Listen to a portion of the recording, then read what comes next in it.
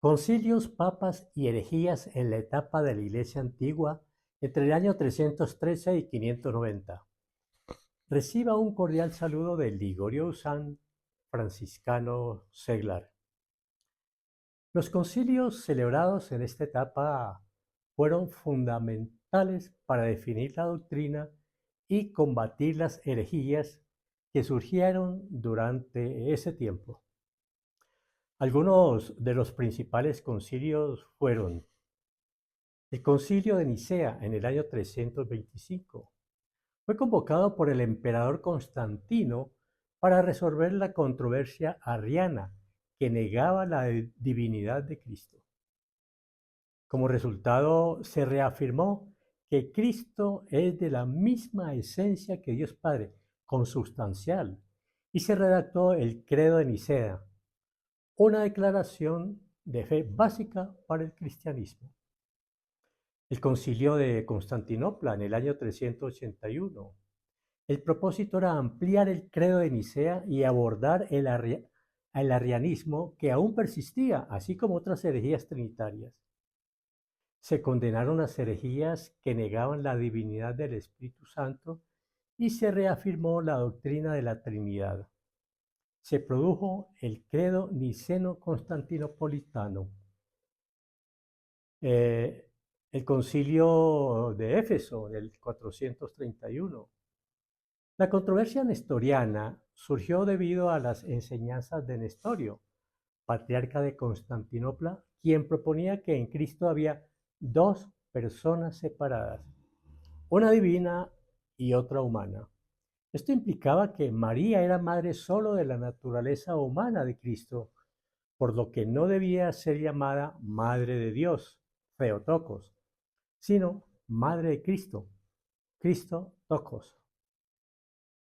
El concilio fue convocado por el emperador Teodosio II y presidido por Cirilo de Alejandría, un feroz opositor de Nestorio. La posición de Nestorio fue rápidamente condenada, aunque el concilio estuvo marcado por tensiones políticas y teológicas. Como resultado, se reafirmó la unidad de las dos naturalezas, humana y divina, en la única persona de Cristo. María fue declarada oficialmente Theotokos, Madre de Dios, una doctrina crucial para la teología cristiana ortodoxa.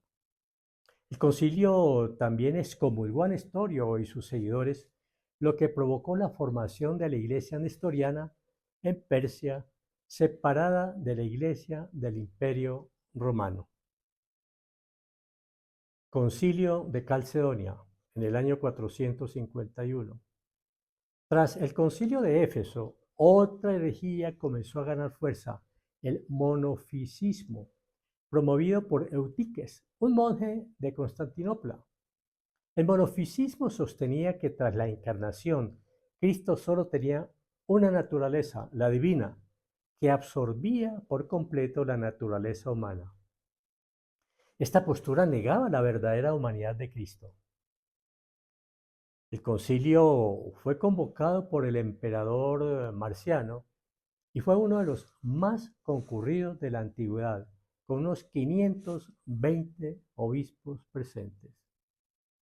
Bajo la dirección del Papa León I y sus famosos tomos, se buscó aclarar y definir la doctrina cristológica de la Iglesia.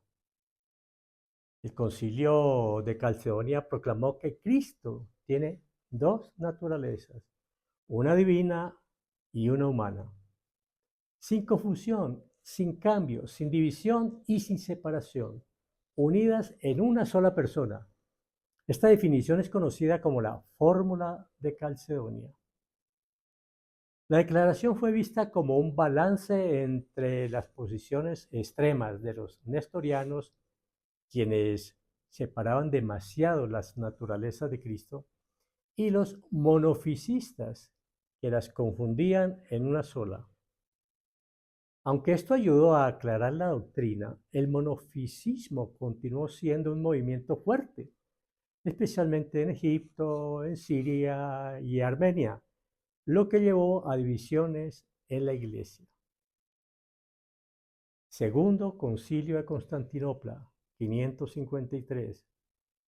Este concilio se celebró bajo el reinado del emperador Justiniano I, quien buscaba la reconciliación entre la Iglesia ortodoxa y las facciones monofisistas que seguían siendo poderosas, especialmente en Oriente.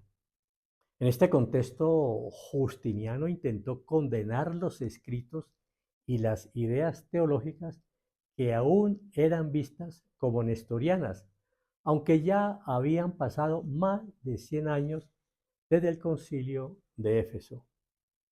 En particular, el concilio se centró en los llamados tres capítulos, una serie de escritos de teólogos que eran vistos como cercanos al nestorianismo.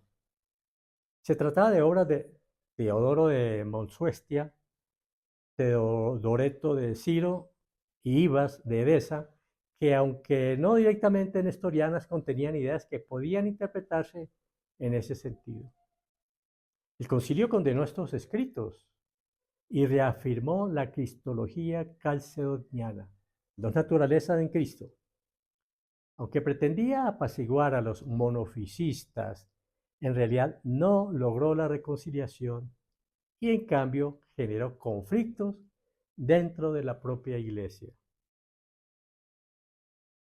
El concilio también reiteró el rechazo al nestorianismo y ratificó la ortodoxia de los concilios anteriores. ¿Cuál es la importancia de este segundo concilio de Constantinopla? Pues fue muy importante porque mostró cómo los emperadores bizantinos intentaron utilizar los concilios ecuménicos para mantener la unidad religiosa en el imperio. Aunque no resolvió los problemas con los monofisistas, sí reafirmó la línea doctrinal ortodoxa y permitió que la Iglesia continuara con una base teológica clara frente a las divisiones internas. Estos concilios analizados hasta ahora ayudaron a unificar la doctrina cristiana y resolver las divisiones teológicas que amenazaban la cohesión de la Iglesia en ese periodo de su historia.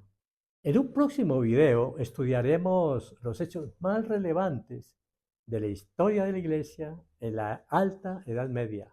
Hasta entonces, paz y bien.